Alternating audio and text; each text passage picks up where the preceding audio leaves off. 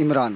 क्या है इमरान भाई, इस बार का मुद्दा है क्या? मुद्दा एजुकेशन का है। हम जिस सरजमी पर इस वक्त खड़े हुए हैं, ये इसका नाम सिराज हिंद जौनपुर है और यहाँ तालीम का मरकज़ हुआ करता था सर की हुकूमत में, मगर आज यहाँ तालीम यहाँ से कोसों दूर है।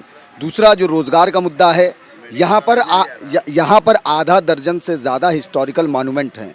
यहाँ से 60 किलोमीटर दूरी पर वाराणसी है, वहाँ पूरी दुनिया से टूरिस्ट आते हैं, मगर हमारे यहाँ पर टूरिस्ट नहीं आते हैं। इस पर यहाँ समाजवादी का भी विधायक रहा, कांग्रेस का भी विधायक रहा, बीजेपी का विधायक रहा, मगर रोज़गार पर किसी ने काम नहीं किया। अगर इसको टूरिज्म से जोड़ दिया जाए तो यहाँ होटलिंग के बिजनेस, तमाम बिजनेस फरोग होंगे और उसके साथ ही साथ यहाँ रोज़गार मिलेंगे। आज हमारा नौजवान यहाँ से मुंबई जाता है, वहाँ तड़ी खाता है, उसको भैया बोला जाता है। अगर हम यहाँ रोज़गार के अवसर पैदा करें तो मुंबई से लोग यहाँ आकर के रोज़गार देंगे, हम महाराष्ट्र के लोगों को रोज़गार देंगे, मगर ये यहाँ नहीं है।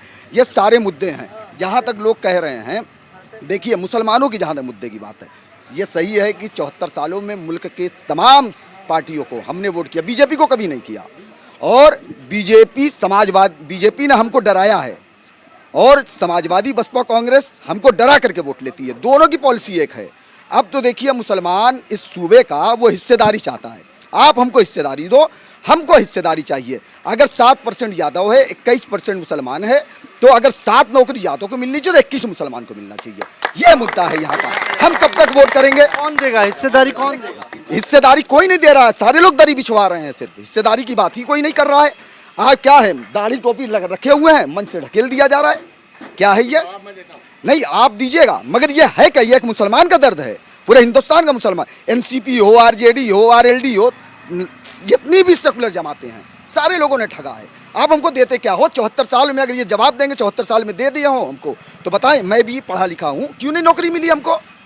अगर मैं 8 पास हूँ तो मुझे चपरासी की सफाई कर्मी की मिलनी चाहिए थी। यादव समाज आज कैसे इतना ज़्यादा वो हो गया, मैं आपसे पूछता हूँ, आप बताइए। यादव समाज के पास आज उसके मडगार्ड नहीं होते थे, साइकिल में ब्रेक नहीं होती थी, आज वो कलेक्टर से लेकर के सिपाही तक है। मेरे पास क्या है? आप हमको ये मेरा जवाब बताइए। मुसलमान अभी भी आज के पे नहीं है, एजुकेशन में हाशिए पर है, सारे लोगों ने लाकर खड़ा कर दिया। मैं आपसे पूछता हूँ कि बताइए, आप पूरा हिंदुस्तान फिर रहे हैं। फिर ये बताइए कि अगर 70 साल में मुसलमान का विकास नहीं हुआ तो कैसे मुमकिन है? क्योंकि ओवैसी साहब एक लीडर हैं, उन्होंने अलग जगाने का काम किया है, लोग समझ रहे हैं। आज ये हमको हिस्सेदारी नहीं देंगे, कल के दिन ये घुटने के बल आएंगे हमको देने के लिए और कहेंगे ठीक है। अब मुझे बताइए, जौनपुर में मुस्लिम वोट कितना काम करता है? मुस्लिम वोट काम करता है, सारे काम कर रहा है। तभी तो देखिए समाजवादी कांग्रेस से लेकर के बसपा मुस्लिम कैंडिडेट उतार दिया ताकि गिरीश यादव का रास्ता साफ हो जाए। बीजेपी को मैं आपसे पूछता हूँ, चलिए 2017 में नदीम जावेद साहब यहाँ से कांग्रेस के और समाजवादी गठबंधन के उम्मीदवार थे, इकलौते मुस्लिम कैंडिडेट थे, हार गए। पूरे उत्तर प्रदेश से समाजवादी बैकफुट पर चली गई, सरकार में रहने वाली पार्टी बैकफुट पर चली गई। किसकी कमियों से आज बीजेपी आई? योगी आदित्यनाथ जी आज चीफ मिनिस्टर कैसे हैं? समाजवादी की कमियों की वजह से हैं। पूरे देश के अंदर कांग्रेस की कमियों की वजह से आज नरेंद्र मोदी साहब प्राइम मिनिस्टर हैं। उन्हीं की कमी है ना, हमारी कमी नहीं है ना। मुसलमानों तो हमेशा बीजेपी के खिलाफ वोट किया, जनसंघ के खिलाफ वोट किया। क्यों खिलाफ वोट किया? सवाल मेरा फिर वही है, मुसलमान गिराने के लिए क्यों वोट करता है? सरकार बनाता क्यों नहीं है कभी? वेरी गुड बात है, मैं ये कहता हूँ। देखिए, इन्होंने एक बात कही, ये वही काम कर रहे हैं जो आरएसएस और बजरंग दल कर रही है। आप एक बात बताइए, ये 72% की हैदराबाद की सीट के जो जीत के आते हैं, उत्तर प्रदेश इतना बड़ा सूबा है जहाँ 2%, 4%, 6% मुसलमान रहते हैं, उनको तो हर काम के लिए अपने हिंदू भाई के लिए जाना पड़ेगा। ये बांटने वाली नफरत की राजनीति आरएसएस साहब ने 100 साल किया। 100 साल के बाद भी इतनी नफरत फैलाने के बाद भी ये मेरे हिंदू भाई मेरे साथ खड़ा हुआ है, इतनी नफरत फैलाने के बाद। और नहीं, ठीक है, आपकी बात ठीक है। देखिए, हिंदुस्तान है, हिंदुस्तान आपने बोला, मैंने बोला, तो चुप रहिए, खामोशी सुनिए। आप भी आइए। देखिए, इस वक्त इलेक्शन जो चल रहा है उसका मुद्दा है गंगा में बहती हुई लाशें। यहाँ हम लोगों ने कोरोना में सैकड़ों लोगों को मरते हुए देखा, जिनकी हम लोगों ने लाशों को ढो ढो के यहाँ से उठाया।